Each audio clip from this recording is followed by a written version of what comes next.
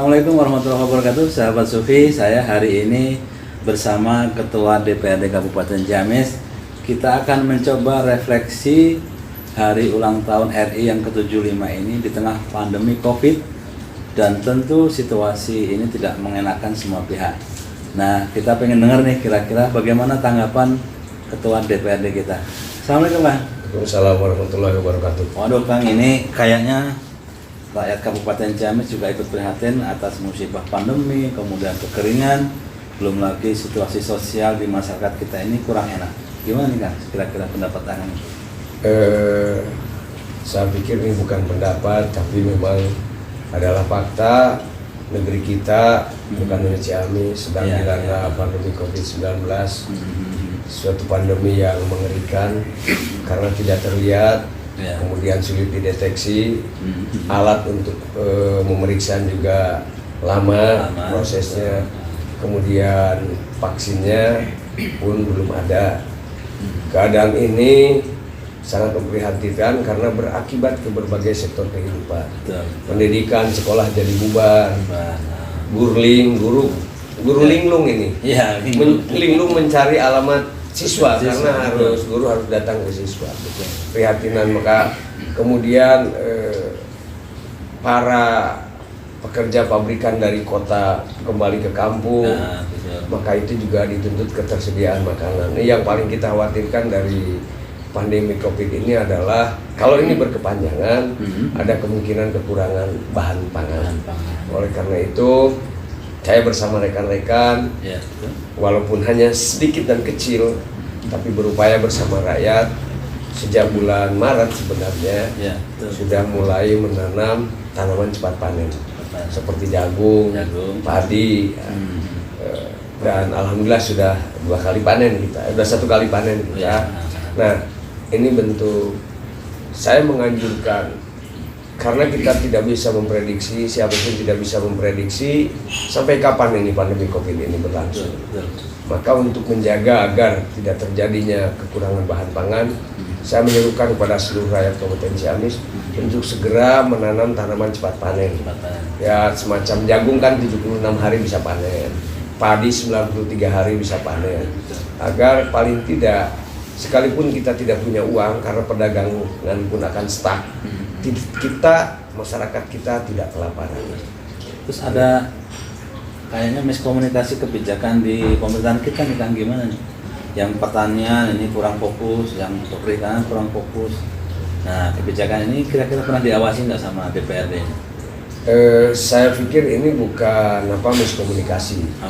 Hanya memang lebih ini berjalan masing-masing, tapi bukan miskomunikasi. Wah, saya lihat di perikanan, peternakan juga berjalan dengan programnya. Kemarin saya lihat Dinas Perikanan Peternakan itu menyebarkan benih ikan, karena ke depan kita bagaimanapun butuh protein ikan. Kemudian Dinas Pertanian juga, saya pernah bareng-bareng Dinas Pertanian nanam jagung, kemudian panen bareng.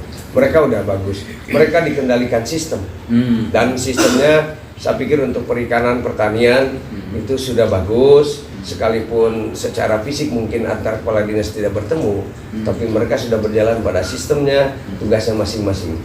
Dan saya merasa besar hati dengan 3 dinas. Ada Dinas Perdagangan, kemudian juga mencoba, saya melihat turun ke lapangan, ada industri kecil, itu bantuan UKM. Kemudian Dinas Pertanian sampai kepala dinasnya memberi contoh nanam jagung, kemudian perikanan, peternakan, menyebarkan benih ikan. Sehingga ini yang membuat saya besar hati. Insya Allah masyarakat Ciamis dalam kondisi pandemi COVID yang tidak jelas kapan selesai ini tidak akan ada yang kelaparan. Dan saya aturkan terima kasih kepada pemerintah daerah Ciamis, khususnya Pak Bupati, Pak Wakil Bupati. Untuk di 3 dinas ini sistem sudah berjalan sebagaimana mestinya, dan DPRD diam-diam juga mengawasi. Dan untuk ketiga dinas ini hebat. Mereka mempersiapkan diri untuk tidak terjadinya stuck ekonomi. Terus kemudian Dinas Perdagangan gimana, kan? Pengamatan Kang nih. Kayaknya kemarin juga tersiap-siap nih perdagangan, perindustrian sama UKM ini. Dari 60 yang disampel itu hampir sekian 50%-nya nggak terkena program itu Nah, pemulihan ekonomi. Ya pada awalnya semua sektor memang seperti terkejut dan panik. Ya, Tentu termasuk dinas koperasi, UKM dan perdagangan. Tapi akhirnya kemudian mereka sudah bekerja pada posisi kesadaran yang tidak panik lagi. Sedikit-sedikit apa yang kurang pada saat panik sudah mulai diperbaiki. Koperasi kemudian dilihat, kemudian UKM yang selama ini mungkin hanya sepintas-sepintas diamati betul. Saya melihat betul kepala dinasnya beserta stafnya berjalan keliling, termasuk ke tukang susu perah kambing. Kemudian dia datang dari Ciamis hanya satu itu. Oh gitu. Itu saya berbangga. Itu ada kerjasama nih antara koperasi UKM perdagangan dan dinas peternakan.